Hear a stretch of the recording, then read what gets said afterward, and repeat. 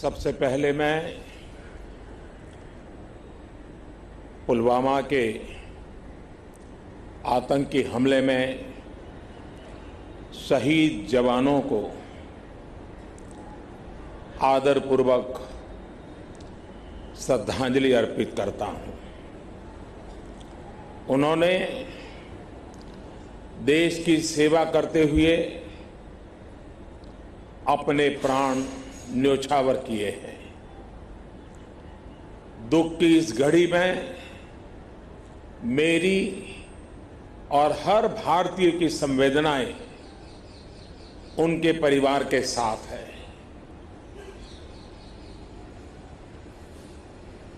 इस हमले की वजह से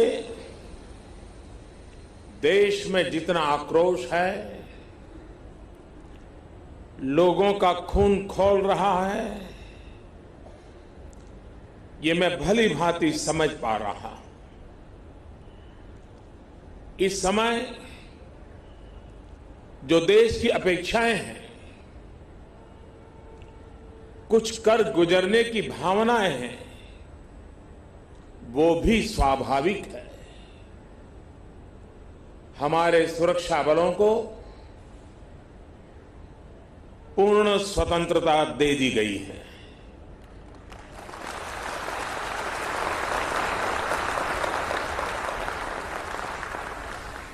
हमें अपने सैनिकों के शौर्य पर,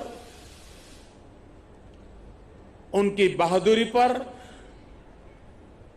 पूरा भरोसा है। मुझे पूरा भरोसा है कि देशभक्ति के रंग में रंगे लोग सही जानकारियां भी हमारी एजेंसियों तक पहुंचाएंगे, ताकि आतंक को कुचलने में हमारी लड़ाई और तेज हो सके। मैं आतंकी संगठनों को और उनके सरपरस्तों को कहना चाहता हूं कि वे बहुत बड़ी गलती कर चुके हैं। बहुत बड़ी कीमत उनको चुकानी पड़ेगी।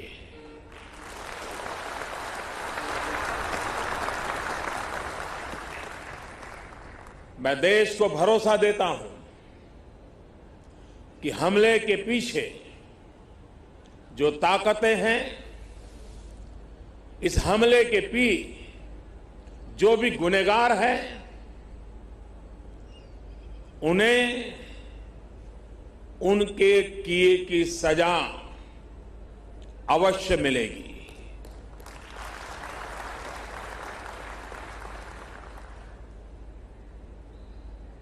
जो हमारी आलोचना कर रहे हैं, उनकी भावनाओं का भी मैं आदर करता हूं। उनकी भावनाओं को मैं भी समझ पाता हूं और आलोचना करने का उनका पूरा अधिकार भी है। लेकिन मेरा सभी साथियों से अनुरोध है कि ये वक्त बहुत ही संवेदनशील और भावुक पल है। पक्ष में या विपक्ष में, हम सब राजनीतिक छींटाकशी से दूर रहें। इस हमले का देश एकजुट होकर के मुकाबला कर रहा है। देश एक साथ है, देश का एक ही स्वर है और यही विश्व में सुनाई देना चाहिए, क्योंकि लड़ाई हम जीतने के लिए लड़ रहे हैं।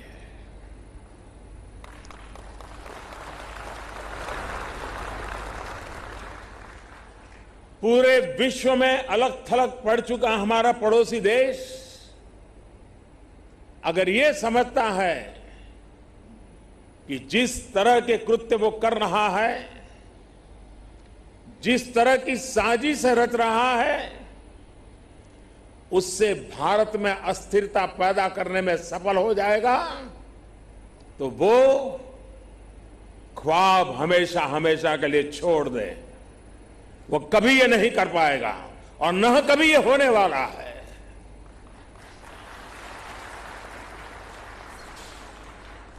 इस समय बड़ी आर्थिक बहाली के दौर से गुजर रहे हमारे पड़ोसी देश को ये भी लगता है वो ऐसी तबाही मचाकर भारत को बदहाल कर सकता है, उसके ये मंसूबे भी कभी पूरे होने वाले नहीं है।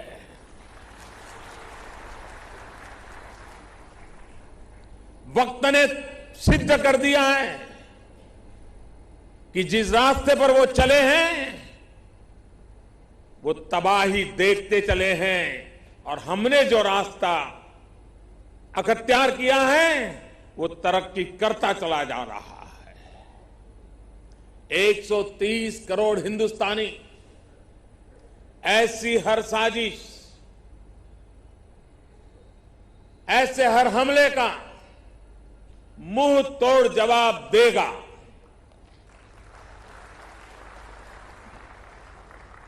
कई बड़ों देशों ने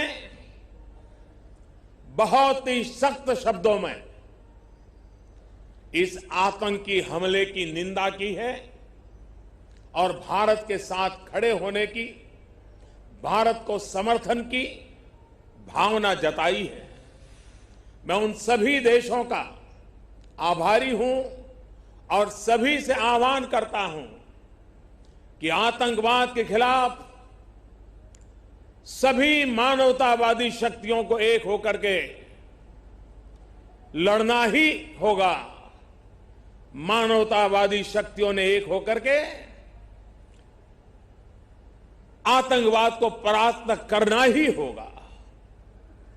आतंक से लड़ने के लिए जब सभी देश एक मत, एक स्वर, एक दिशा से चलेंगे तो आतंकवाद कुछ पल से ज्यादा नहीं टिक सकता है। साथियों, पुलवामा हमले के बाद अभी मनस्थिति और माहौल दुख के साथ आक्रोश से भरा हुआ है। ऐसे हमलों का देश डटकर मुकाबला करेगा। यह देश रुकने वाला नहीं है। हमारे वीर शहीदों ने अपने प्राण की आहुति दी है और देश के लिए मर मिटने वाला हर शहीद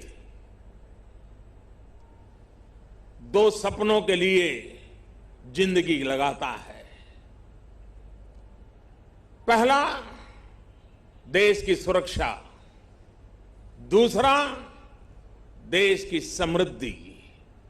मैं सभी वीर शहीदों को उनकी आत्मा को नमन करते हुए, उनके आशीर्वाद लेते हुए मैं फिर एक बार विश्वास जताता हूं कि जिन दो सपनों को लेकर के उन्होंने जीवन को आहूत किया है,